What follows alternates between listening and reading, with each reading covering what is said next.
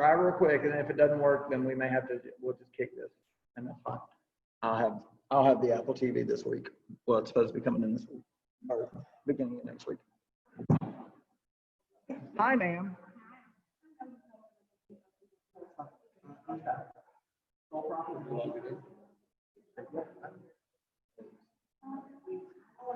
The two people in the waiting room. Yeah. Yeah. Hey, Shawnee. I'm here. I'll manage the waiting room for y'all. Okay, so Buffy's gonna go try and log in. I can't hear you. Can you hear me now? Yes. Okay, so Buffy's gonna go try and log into the computer in their office that got upgraded. If she can't and get the stuff that she needs, we might have to steal this computer back. Uh-oh. Because this is her personal / work computer. But we'll see. Oh, shoot. May not need to. I'll see what I can do. Where's Mr. Brian Haeseley? Room there. Hello, ladies. How are you doing? Thumbs up? Want to get in front of this over here?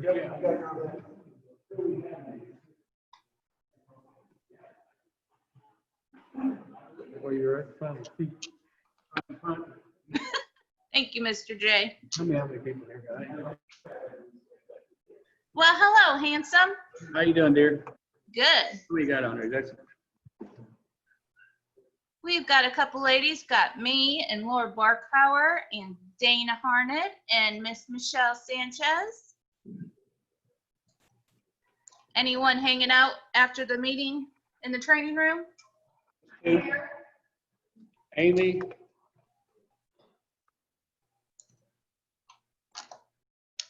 All right, let's get this going. A little bit, would you, so I don't have to stand up. There you go.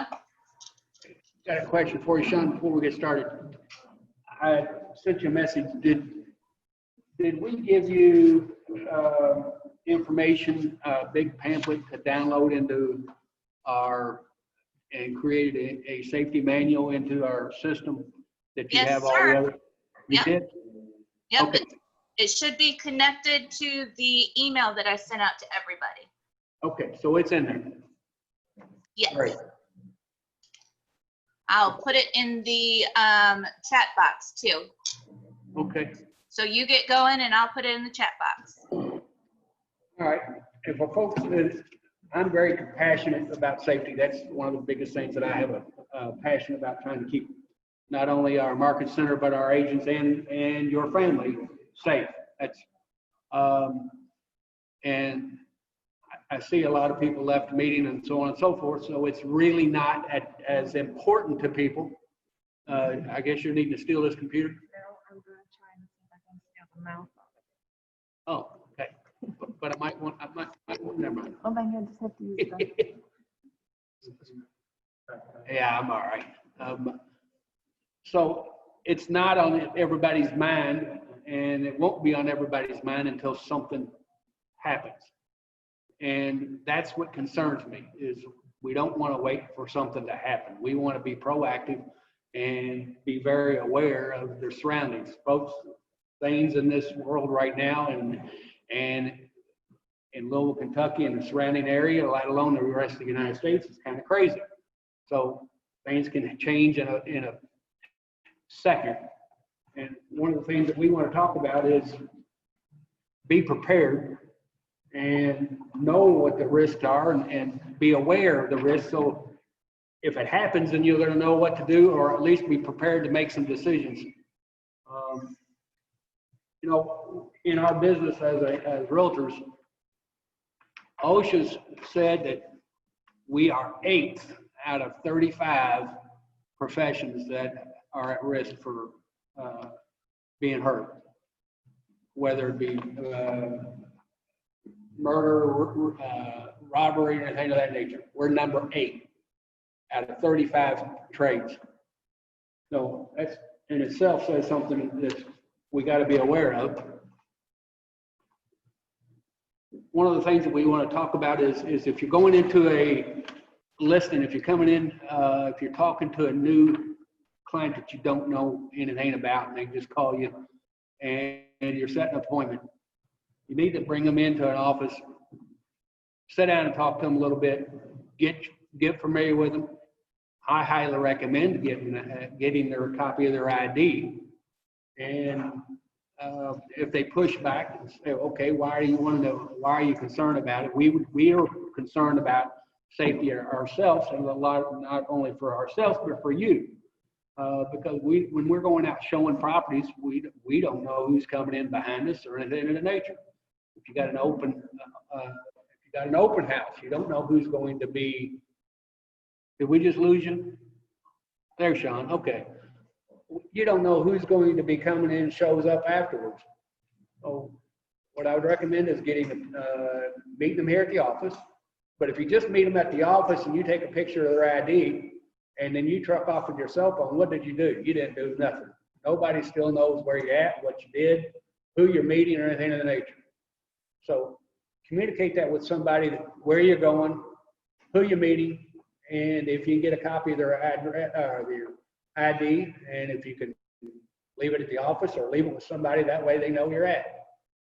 I'll give you an example. Anytime I go down into downtown Louisville right now, I let someone know where I'm going. It's just the way of life right now. If I'm going to a vacant house or a vacant commercial building, I'll let somebody know. You know, people don't think it'll happen to you, but I had it happen to me probably 5 years ago. Quick story, somebody calls me at 9 o'clock in the morning, sets an appointment to look at a medical office building. I go in there and they wanted to meet at 1 o'clock, so I go in and meet them at 1 o'clock.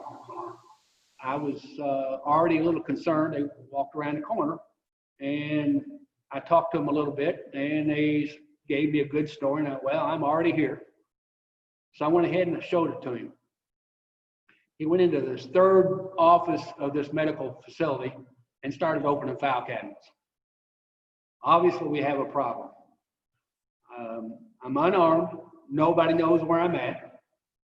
Office building is closed up. So if I'd have been shot, hurt, whatever, nobody would have known where I was at. When I got him, I literally, and I don't recommend this for everybody, but I literally threw him out of the building in a very aggressive manner.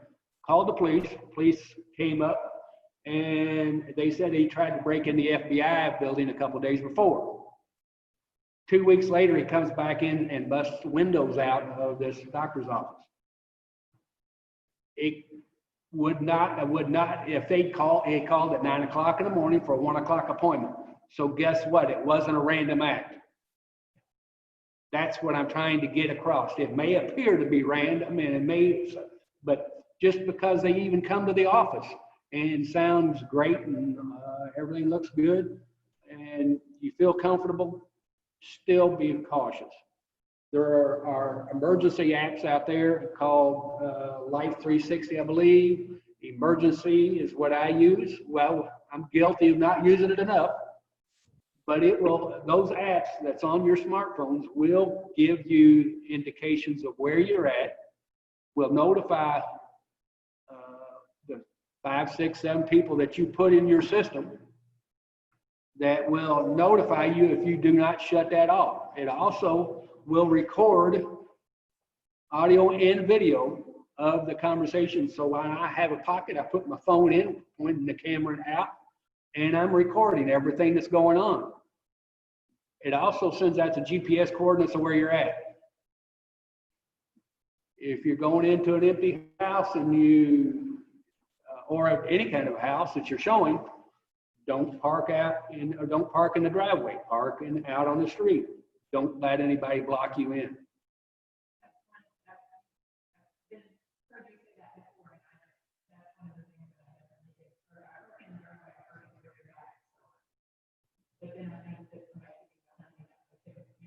But you could pull forward real quick and get out or whatever. Yeah.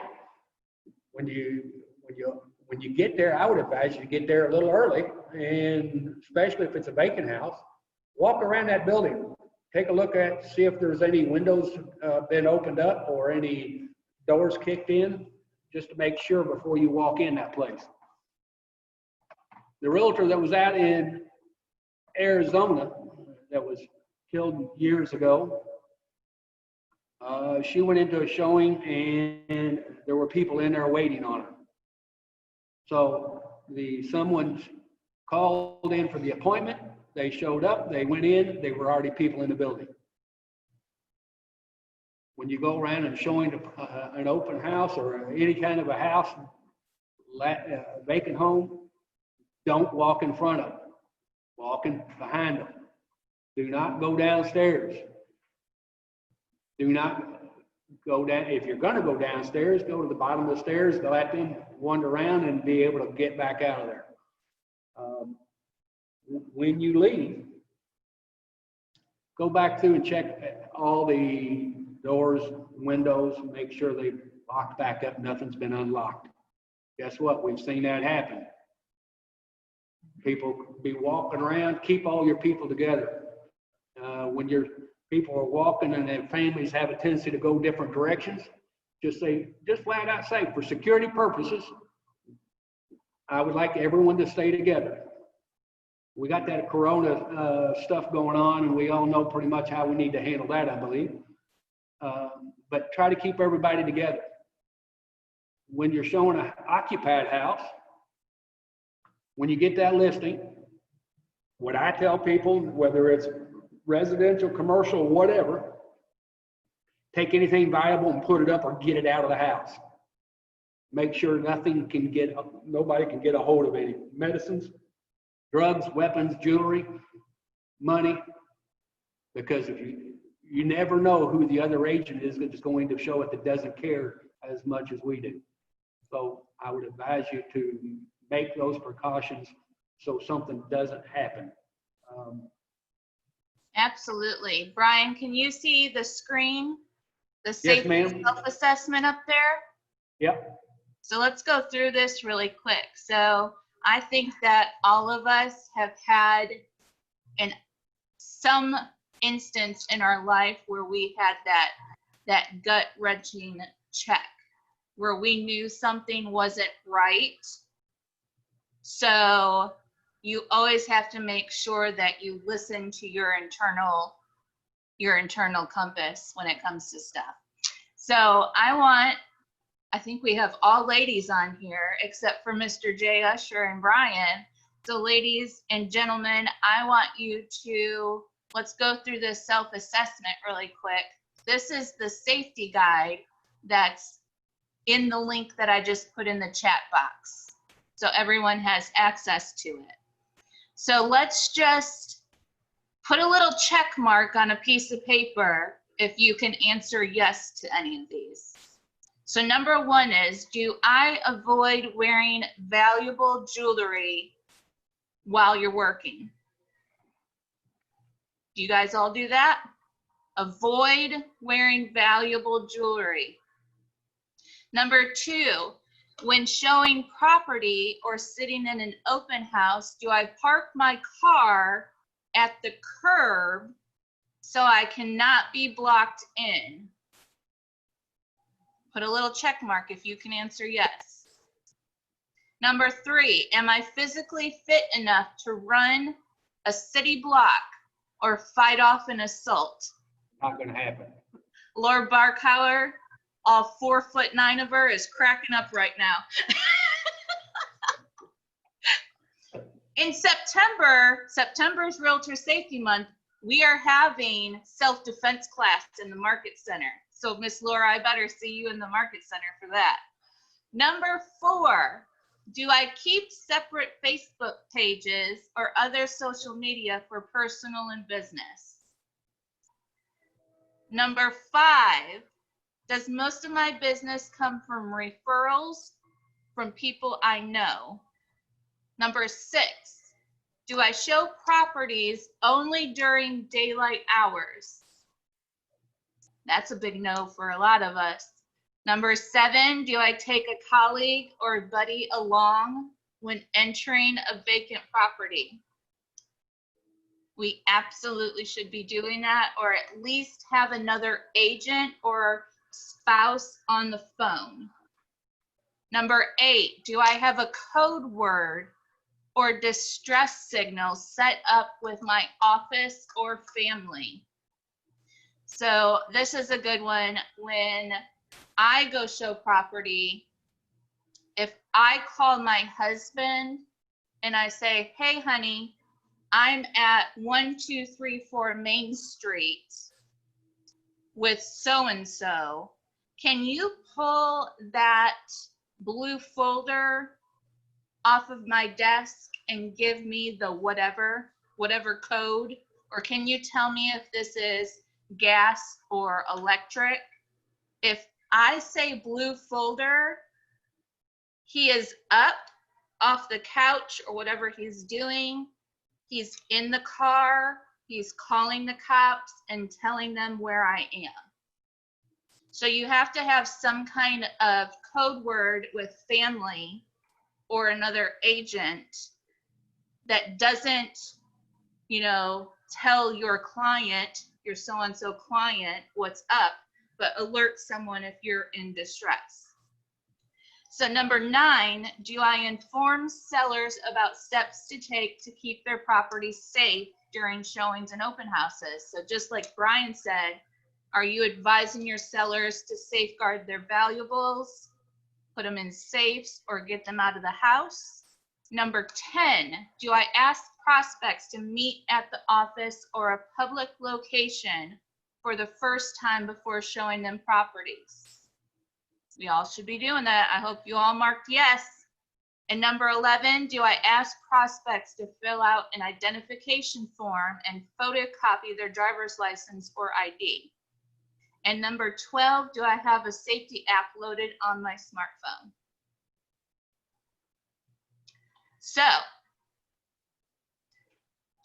unmute yourself and let us know how many yes boxes did you guys check? Laura, how many did you check yes?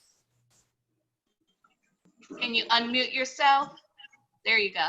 I honestly can check probably about 4 of these. And since COVID, I haven't really, meeting at the office or in a public location is tough. But that was one I always did. If they don't want to meet you at the office before meeting you at a property, I don't need to do business with them, because that makes me very nervous. You can always meet them at the office at the patio tables. Yeah, I just think that Right, Brian? to me, that's the most important one of these things, and maybe that's wrong, but parking so I can get out. I always have my key, my car key on me, like in a pocket, so that I may leave my purse or something else in the car, but even doing open house, my car key is always with me, and my car is at a place where I can get out. I can't be trapped. Good. Sorry. So I honestly, but there are things that distress, that code word and all, that's really good stuff. This is good stuff, but I just hadn't thought about it. And an identification form, no, I haven't ever done that. I haven't even thought about doing that. So You could use the buyer questionnaire that's under the buyer resources and the Google Drive to get that stuff. Yeah. So I think I have some. There's room for improvement. You betcha. All right, Miss Dana, how many yeses were you able to check? I had 4 as well. Okay, we got room for improvement, Brian. Yeah, there's lots more I need to be doing for sure. Gotcha. One of the other things that I do that I very nonchalantly, when I get out and I'll accidentally take a picture of their truck license plate or vehicle license plate and act like I'm just getting off the phone or getting on the phone or checking a message, and I just click on the license plate, and I may text it out to someone, my wife or whatever. So Boy, they that's already. great I think that's the key word, Brian, right? You text it to someone. you got to text it, because if you just take a picture of it and whatever, or your license, their driver's license, and somebody takes you in the phone, did it do you any good? Oh, Nope. that's a great idea. Yeah, I like that. Michelle, how Yes, many did hello. you check? Yes. Hi, honey. You know, honestly, I'm multitasking because I have a hostile tenant right now, so I didn't see the first page. Well, I'm glad you're at Realtor Safety class. Goodness. I know, You need right? to take someone with you?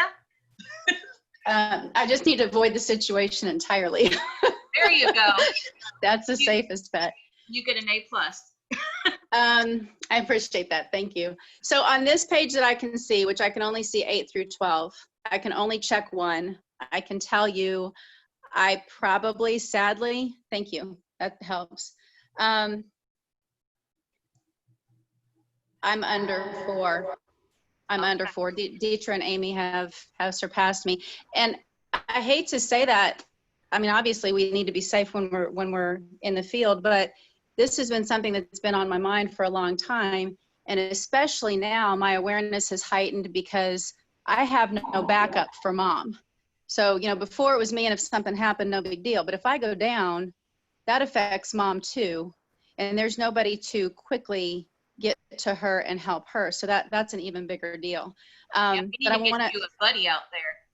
yeah, I want to address a couple of things really quickly. Amy, you said that you got your keys in your hand so you can quickly get in your car and get away if you need to, right? Yep. One thing I do is I keep a key between either my second and third fingers or my middle and ring finger, and I keep it out. So it's in my pocket, but I've got that key as a weapon always. So if they start to come at me, I'm not just going for my keys to get in the car. If I swing, it's going to have an even bigger impact than if it's just my fist. And they don't have to get quite as close. They still have to get close. But that's one of the things that I do. That's Brian, a I good love your suggestion about taking a picture of the license plate. That's something that I've done. I also don't park first in the driveway so that I can get blocked in. I park in the street off into the yard a little bit or wherever, but I don't allow myself to get blocked in. If anything, I will block them in. And then, but I haven't texted that picture out. So that really doesn't do a whole lot. I guess I was just thinking, well, if my phone's left behind, at least they might have an idea of who to go after or where to find me or what have you. And then the final thing that I want to share, this is a very personal story that hit me hard this year. I had an out-of-town seller. This has been a couple years back. I had an out-of-town seller that I was helping them, kind of giving them the concierge service and dealing with a lawn care company, not a lawn care company, a gentleman who they had selected to mow their yard. This property was out in the country. Every single time after he mowed the yard, there was always something wrong with the house. He was always calling me. And I was having to go out and check it. But generally the property had been breached in some way. It was a very odd scenario that every time he was there was a window open or a door open or something that shouldn't be. I was constantly going out there and dealing with him directly in the country, away from neighbors. Seemed like a decent guy. I worked with his sister way back when. I had no reason to suspect anything. Fast forward to earlier this year, I'm having a conversation with my childhood best friend who tells me that this gentleman has been arrested, spent time in prison in Virginia for a very brutal murder. Oh my God. And in addition to that, just the other day happened to be on the sex offenders registry, and he's there. So I'm going to take this opportunity to share with you, anytime you're doing business with anyone, and it doesn't matter, it could be a reputable home inspection company, but get the name of the person that you are interacting with directly and do a quick background check. Because the situation was weird at the time that I was always having to go out there and always responded to things that shouldn't be happening, and it wasn't explainable.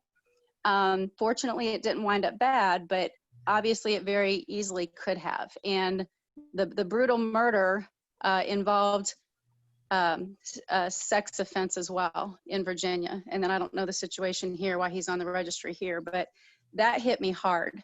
So things that I wouldn't have expected to do, because you would think that those background checks would be done. But in this particular case, he was starting up his own business, and you know, small town, I knew of him, but I didn't know about him. Thank you for sharing that. Here's something that we all need to do too. And you've got, for instance, when there's nothing that says you can't go to Facebook and look their profile up and get an idea of their personality. So before you even meet them, they give you a name. Also, there's, in my case, Indiana.gov or Kentucky or wherever, and probably Virginia or whatever, but you can look up any litigation that individual may or may not have had, all the way down to traffic citations on an individual. So Indiana, you At go Indiana.gov, you can do that? My case. mycase.in.gov. I'll put it in the chat room for you guys. And you can Also, I mean, we about that could client. look at the sheriff's sex offender site, just like we advise our clients to do, right, Brian? Say that again, ma'am. We could look at the sheriff's sex offender website, Yeah. just like we advise our clients to do in the purchase agreement. Yeah. Okay. And here's a little something I just, do you know the callers? Let's just say in the event, even with the advantage of a caller ID, you could be tricked into a conversation with someone you don't know. Scammers feed off of your reactions in order to engage you to find out information. For example, a caller would claim to know you or to have looked at the property with you. Listen to your instincts. If you don't remember the caller, it is probably because you have never met. You could say something like, we must have met at the open house at such and such address. If the caller says yes, end the conversation because they are not who they claim to be. Think about that and use your gut. The other thing one of the other things that we are in the process of working on in cooperation with Clark County Sheriff's Department, in the coming month or two, we're hoping to have an active shooter drill here at our office. We would like to see everyone present, whether you come to this office or not, because it gives you an idea on anywhere and everywhere else what to do. And we're going to be posting that information here as soon as we get further and down the line with it. And I encourage each and every one of you to go to that information that Sean's posting and read it, study it, and put things in place. And we're going to be working on some additional information here at our office. Awesome. Jay, how many yeses did you do? Are you there, Jay? Can't turn on my mute or it'll backfire. It's okay. I just tell her I got 6. That's 6. Awesome. Who's in class with you, Mr. Haeseley? Yeah, Jay. Everybody, Amy just left. Oh, she just left. Okay. There was 3 here. Okay. What did they get on their score? Didn't Jay they? got a 6.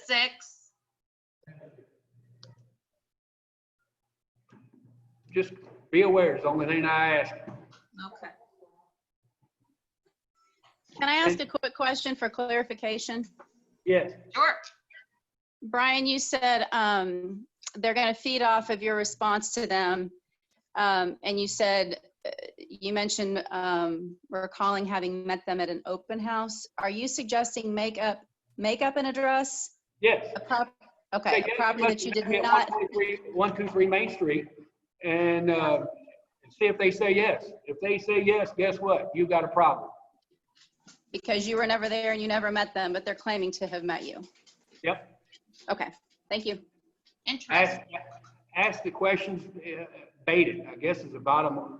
Just bait it and get some information. And if they're telling you stuff, you know, just like this guy had a problem with the doctor's office. He turned around and, I mean, he was 30-something years old. I already was feeling really rough about it, but he gave me a song and dance, said his parents were investors and all that. So he still had the conversation going. I knew in my gut that I shouldn't be doing it, and I did it anyway. And I didn't have a weapon with me. So at that point, I got extremely aggressive to get him out of the building because I felt that if I was going to get shot or if I was going to have a problem, I was going to bleed outside that building so somebody could find me. It was a knee-jerk reaction, and to this day, I'm glad I did. Yeah. I think that's something Okay. that you can use outside of real estate as I think well. that's the greatest advice is follow your gut. Yes. I mean, I remember, so I grew up in real estate, right? I think everybody's heard my story. And we always purchased those ginormous mag lights. Do you guys know what I'm talking about? Like the mag lights that are like this big, they're like miniature baseball bats. Oh, yeah. And you have a good reason to be holding a mag light like that because you need to be able to see under counters and, you know, in closets and stuff, but it also can help you defend yourself. I mean, you do not want to be hit by one of those things because they're solid.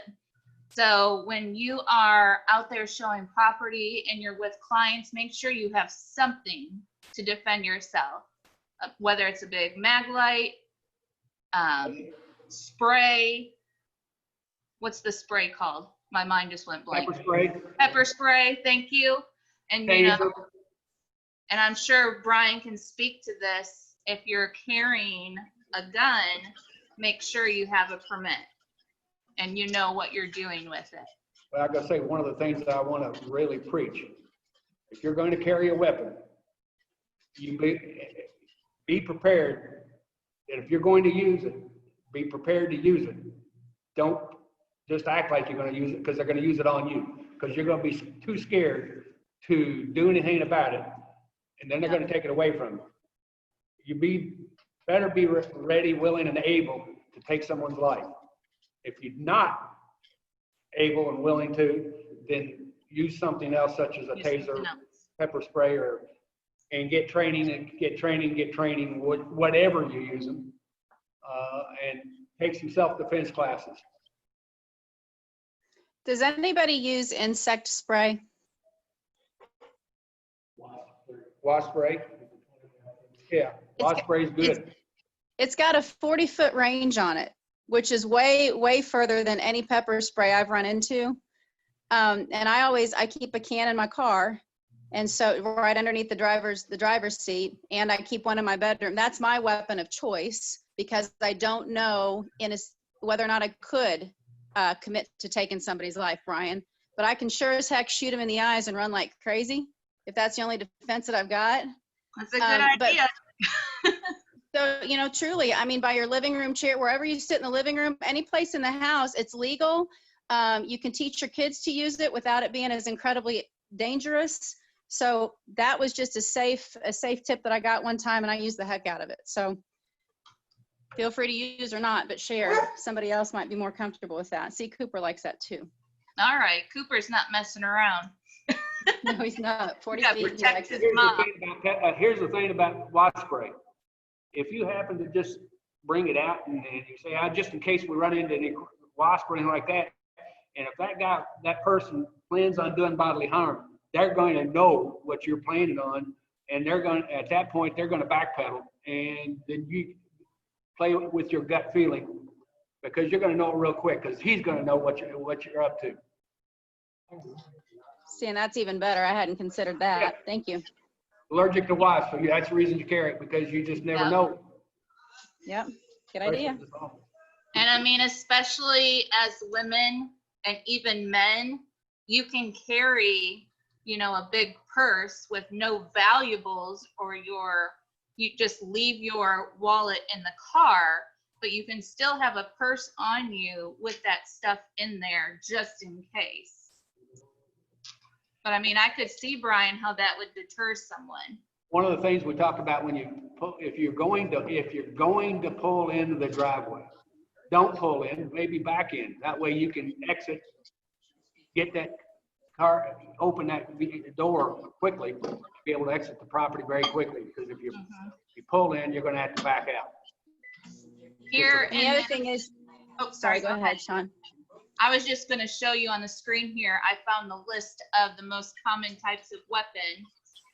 So the pepper spray, firearm, a taser, a baton or a club, or a noisemaker. What did Jay say?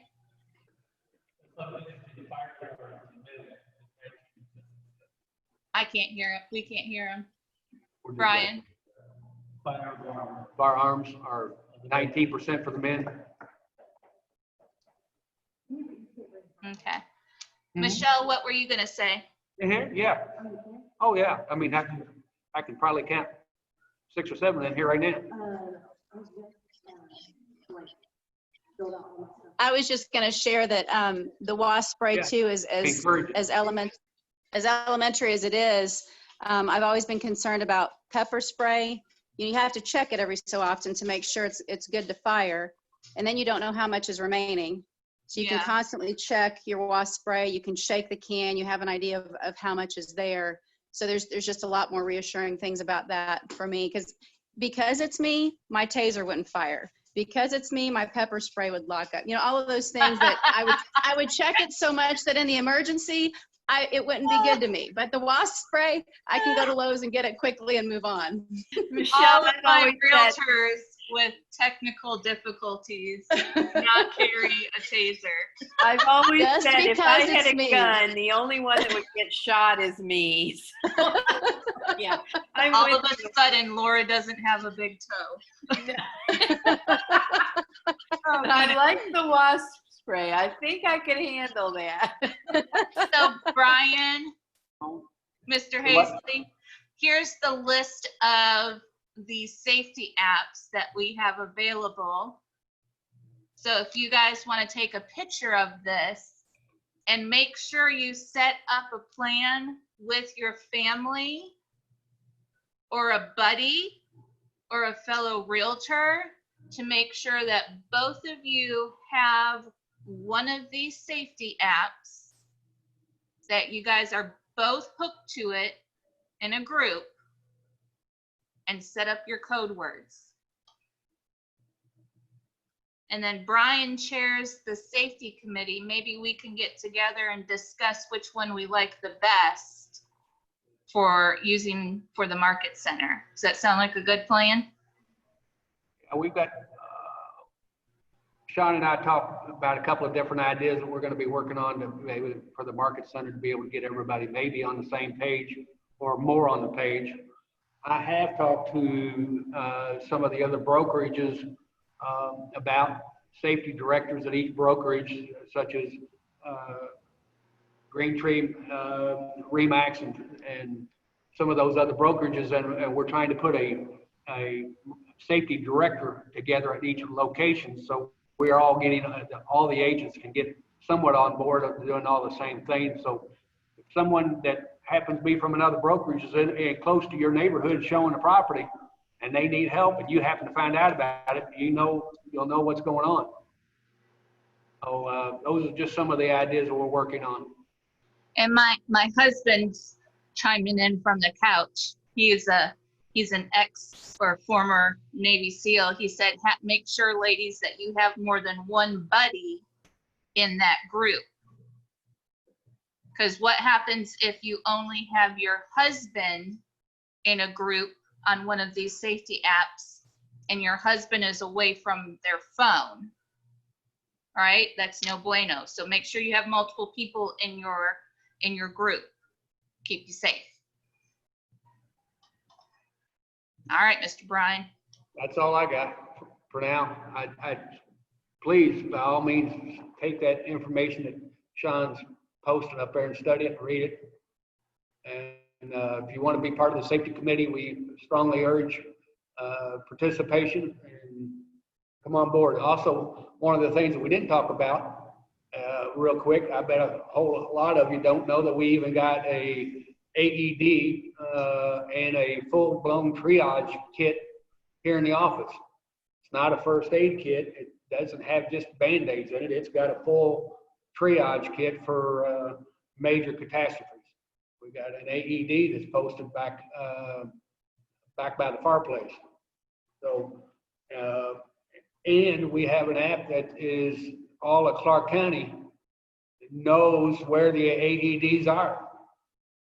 For instance, we got an app that also tells us right down here at the elementary school down the street also has an AED. So if there's something that happens outside, they know, and they need, somebody needs an AED, they know where to go. That's kind of neat. Clark County Medical Health Department put that together. That's awesome. So, like I said before, September is actually Realtor Safety Month with the National Association of Realtors. So we are going to have the Indiana State Police come in and teach a self-defense class. Brian is going to have the sheriff's office, is that what you said? The sheriff's office come in and teach us about an active shooter and how to put together drills for our office. I think we should put together a first aid and CPR class again, like we did last year, Brian. Agree. And then we will have a bunch of classes for us to go to in September to help each other stay safe. So I just pulled up a smartphone safety checklist. In the newsletter that I sent out on August 1st, I reminded everyone that it's an actual law now that you cannot be driving and have the phone in your hand.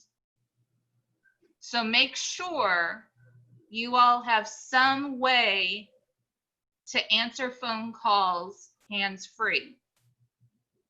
And I hope I don't have to say this, but we should never be texting clients while we're driving.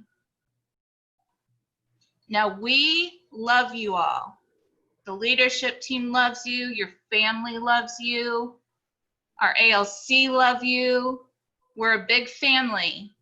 We should not be texting while we are driving. There is no contract that's going to fall apart in the time it takes you to pull the car over. There's no text message or phone call that's worth your life.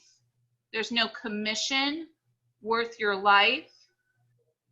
So I just want to make sure you guys know, no cell phones when you're driving. No taking videos while you're driving. It's actually against the law now. Right, Brian? No Zoom calls while you're driving, Jay says. No Zoom calls. Well, now listen. If it's hands-free, if you have it hooked to your dashboard, I'll allow it.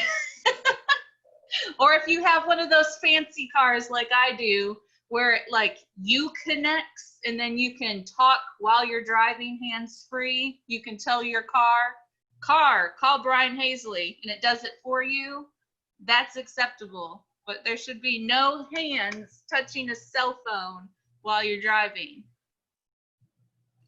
And again, like we said, make sure you set up a safety app on your phone with your family. Make sure you always carry your phone with you and that it's charged, 100% charged while you are out there showing property. I mean, what are you gonna do with a uncharged phone? Throw it at your assailant? It's probably not gonna do much damage. And I know that I'm available for you guys. I'm sure everyone in the office would do the same. That if you ever have one of those instances that you're checking your gut, call someone. Have a safety word or a safety, code with your spouse or with a realtor friend. So this is also a good checklist to take a picture of, but it is in the package that I've sent you guys the link to. And we just love you so much. We're so glad that you came to safety class today. Brian Haeseley, thank you for sharing your knowledge with us. Most welcome. And thank you to Brian, our I would like to be on the participants. safety committee, please. All right. Did you hear that, Brian? Make sure I did. Michelle knows when you guys are meeting. I didn't hear it. Michelle wants to be on the safety committee with you. Okay, great. We'd love to have you. I can do it remotely, right, via Zoom? We can make preparations for that, yes. Absolutely. All right, thank Okay. you. Guess you need a computer, huh? I think somebody's trying to steal your computer. Hi, Roger. Roger's gonna help, but what are we learning? Taekwondo? Kung Fu? No, I will teach some basic self-defense and some basic how to get away from people and not be stupid. Awesome. That was my old self-defense class. How not to be stupid in a time of when you need to be.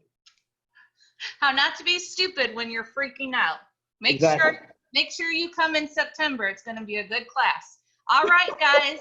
Thank you Thank for you. joining us.